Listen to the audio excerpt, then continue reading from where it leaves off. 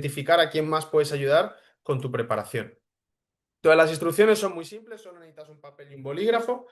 Y lo que vamos a hacer es repasar una serie de señales de alarma, señales de alerta. De hecho, este ejercicio nos va a servir también para anclar aprendizajes. Para todo lo que hemos visto en esta clase, hacer un resumen, una recapitulación y anclar bien todos los aprendizajes. ¿Vale? Y es importante que lo hagas con calma y sinceridad, porque, oye, al final esto no va de tener miedo, ni mucho menos, esto va de ser consciente y de protegernos. Es como cuando tú te subes a un coche que hay una probabilidad relativamente alta o por lo menos no es nula. Hay cierta probabilidad de tener un accidente, pero tú no te subes con miedo al coche. Lo que sí que haces en el coche es ponerte el cinturón. Es una cuestión de sensatez, no de miedo. Pues aquí es lo mismo. Vamos a repasar unas señales de alarma, de alerta, para saber dónde tenemos que poner este foco en la prevención. Porque más vale prevenir que curar, eso lo tenemos todos claro. Y además, tal y como está el sistema sanitario de España ahora mismo, es muy difícil que luego te den un proceso de rehabilitación post-ictus decente por la seguridad social. Siempre tienes que acabar yendo a lo privado y te acaba gastando decenas de miles de euros. Es una cosa que muchos que lo habréis vivido sabéis que es así, en terapias, en rehabilitación. Entonces, más vale prevenir que curar. Y esto no es una cuestión de miedo, sino de, pues, de conciencia como cuando te pones el cinturón en el coche, ¿vale? De prevención. Entonces, venga, vamos con las señales y lo que vais a hacer es ir anotando cada una de estas señales en vuestro papel. Vais a poner uno y la señal uno que os voy a decir. Y vais a poner quién en vuestro entorno la cumple, ¿vale? Quizás sois vosotros mismos, quizás es un familiar vuestro. Simplemente vais a poner quién en vuestro entorno cumple con esta señal de alarma, con esta señal de riesgo. Por ejemplo, la primera es la edad. Pues anotáis en vuestro papel. Señal uno, edad. Y ahora os voy a decir, pues, a quién tenéis que anotar. Pero básicamente vais a poner nombres de personas, podéis ser vosotros mismos o gente de vuestro entorno, que cumplen esta señal de riesgo simplemente para que toméis conciencia y que esa persona, pues, esté al tanto en temas de, pues, de prevención, de actuación frente al ictus. Mira, ¿por qué la edad es un factor de riesgo? Bueno, porque como veis en estas gráficas de estudios que se han publicado acerca de ictus, a partir de los 65 años hay un pico brutal de subida respecto a la probabilidad de tener un ictus. En el caso de las mujeres, que es la gráfica de la derecha, es muy evidente, ¿no? Ahí está señalado con una flechita. A partir de los 65 años sube mucho. A partir de los 55 ya va subiendo. A los 60 sube más, pero es que es a los 65 donde pega el pico mayor a nivel estadístico, pues de casos de ictus. Y en el caso de los hombres, pues esto también se ve así, aunque especialmente a partir de los 70, ¿vale? Aún así, evidentemente, pues oye, respecto al ictus es conveniente que todo el mundo esté preparado. De hecho, hay muchos ictus en gente joven cada vez más. Aquí hay muchas teorías de por qué puede ser, no vamos a entrar ahí hoy, pero también hay teorías de por qué y ocurre también en gente joven, pero es verdad que los estudios a día de hoy indican que a partir de los 60-65 años aumenta mucho la probabilidad. Entonces aquí vamos a anotar pues personas que cumplen con este factor en nuestro entorno. Es decir, personas que tienen 65 años o más.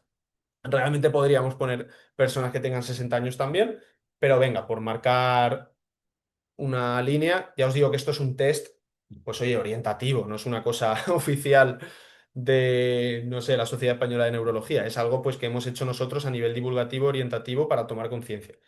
Entonces ya os digo que también se podrían poner aquí personas de 60 años, pero vamos a decir a partir de 65 y vas a poner los nombres de personas de tu entorno a las que quieras proteger, quieras ayudar o tú mismo que cumplan este factor, ¿vale?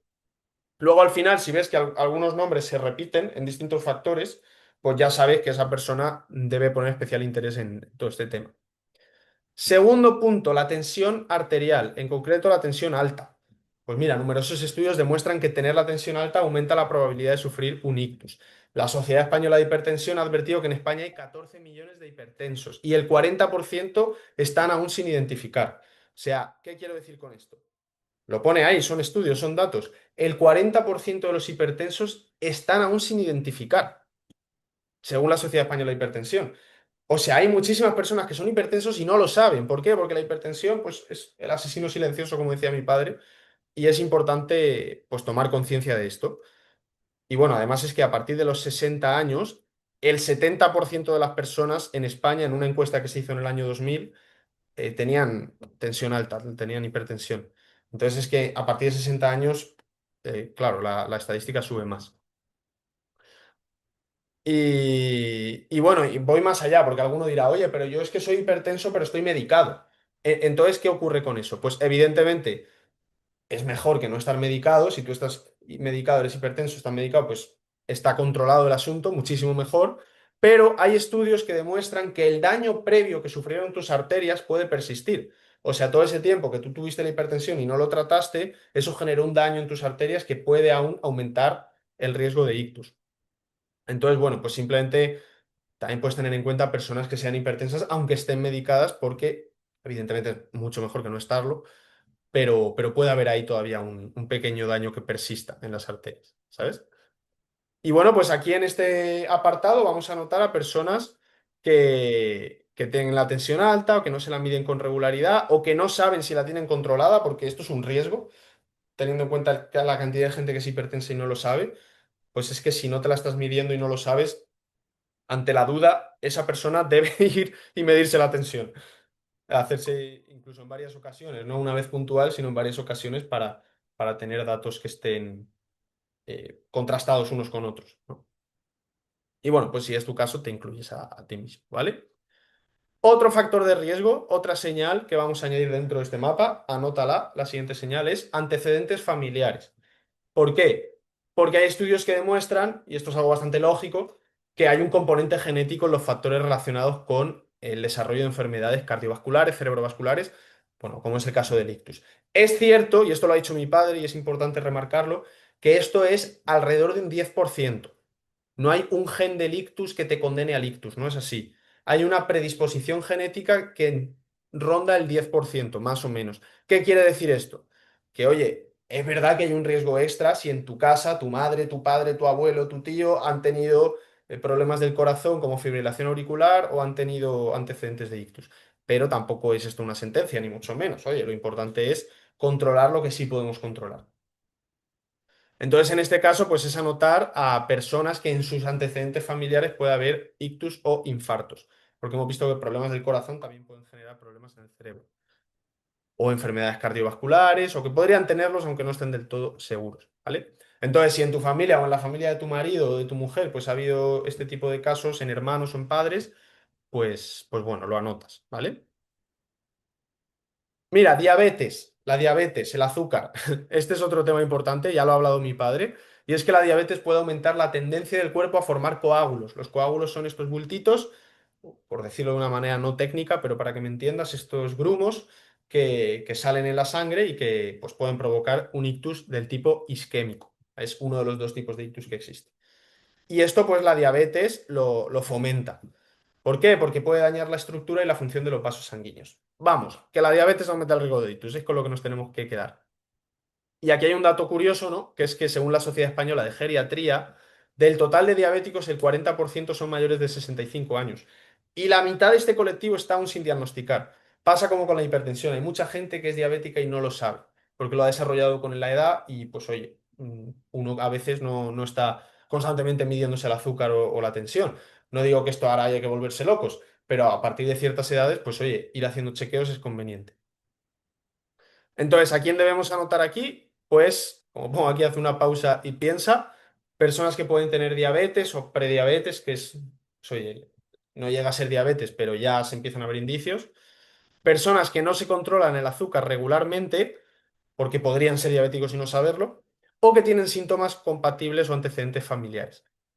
Vamos, que si huele a diabetes, pues esa persona debiera prestar atención ahí porque puede tener un factor de riesgo extra, ¿vale? Entonces lo ponemos dentro de este mapa que estamos creando con distintas señales, distintos factores de riesgo y las personas de nuestro entorno que los pueden cumplir para saber, pues oye, que esas personas podemos animarlas o si somos nosotros mismos, autoanimarnos a formarnos en todo esto, a aprender, a prevenir, a aprender a actuar a tiempo, aprender sobre esta enfermedad desde la conciencia, desde la tranquilidad, no desde el miedo ni la obsesión, pero sí desde la prevención.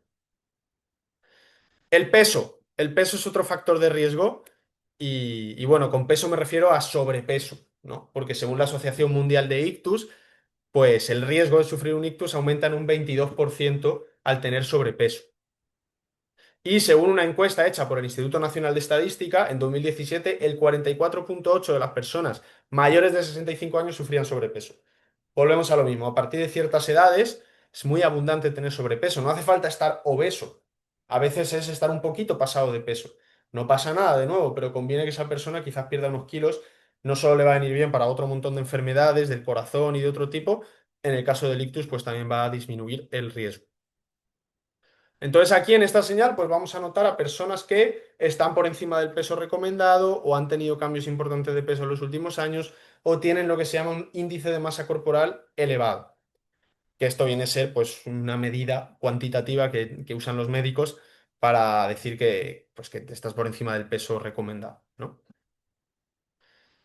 Y bueno, ya solo quedan dos de estas señales, de estos factores de riesgo que estamos viendo y que estamos asociando a personas de nuestro entorno. Espero que vayáis siguiendo bien el ejercicio.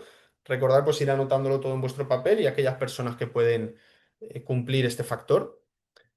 Quedan dos, insisto, el siguiente es el dominio. ¿A qué me refiero con dominio? Dominio es el dominio de la enfermedad, el dominio de esta patología. ¿Por qué? Porque ya lo hemos visto, lo ponías antes por el chat. El ictus es una enfermedad tiempo dependiente, el tiempo es muy importante. Y cuanto más temprana sea su detección, el acceso a la prueba y el tratamiento, mayor son las probabilidades de sufrir, o sea, de sobrevivir y de superarlo sin secuelas, que me trago. Mi entrenador de boxeo, que tiene ya 75 años, con el que yo he entrenado boxeo toda la vida, sufrió un ictus con 70 y pocos. Y bueno, gracias a Dios, su mujer lo llevó a tiempo a urgencias. De hecho, como él es de Albacete, luego con el tiempo me enteré que le atendió mi padre, casualidades de la vida, pero bueno, cualquier neurólogo que lo hubiera atendido lo habría hecho igual de bien. Pero mira, una de esas casualidades. Y Ramón está perfecto. Está perfecto. Mi entrenador de boxeo sigue boxeando, sigue dando clases, sigue estando ahí con todos los chavales, que es un hombre que todos lo queremos muchísimo. Y oye, eso gracias a que se le llevó a tiempo al hospital, porque si no, quizás habría tenido problemas de movilidad o ya no estaría entre nosotros, no lo sé.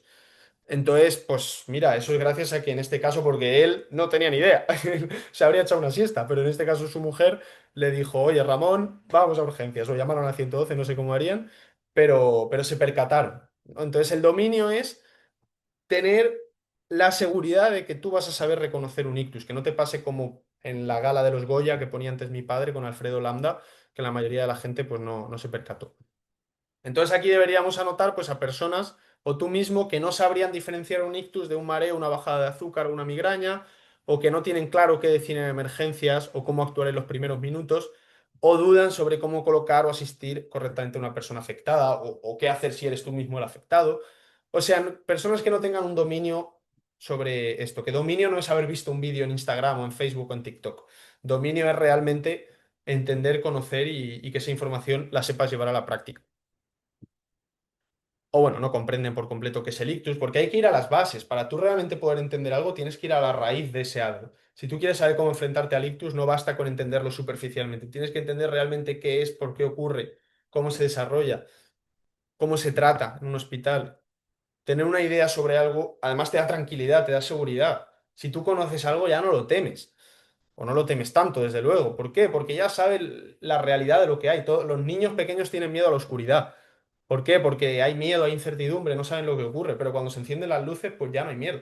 Pues aquí es lo mismo, es que tú te das conocimiento, que tú entiendas bien las cosas que hacer y eso te va a dar seguridad, te va a dar tranquilidad. Y bueno, ya el último factor de riesgo, la última señal de riesgo de la que vamos a estar aquí hablando es la recurrencia. Es decir, personas que han tenido un ictus ya previamente y que tienen el riesgo de tener un segundo o un tercer ictus. ¿Por qué? Porque los estudios, esto es una gráfica aquí en inglés, pero básicamente lo que quiero traducirte, que esto es de, pues de un estudio que se hizo, indican que el segundo ictus tiene el doble de tasa de discapacidad y el doble de tasa de mortalidad respecto al primero. Es decir, un segundo ictus es el doble de peligroso que un primer ictus. ¿Y qué quiero decir con esto? Pues que si tú ya has tenido un ictus o alguien de tu entorno tiene un ictus y tenéis la fortuna de estar bien o relativamente bien, pero oye, estamos aquí, seguimos aquí en la partida, en el juego, por así decirlo, joder, en tu caso es súper importante aprender sobre prevención, aprender sobre detección temprana.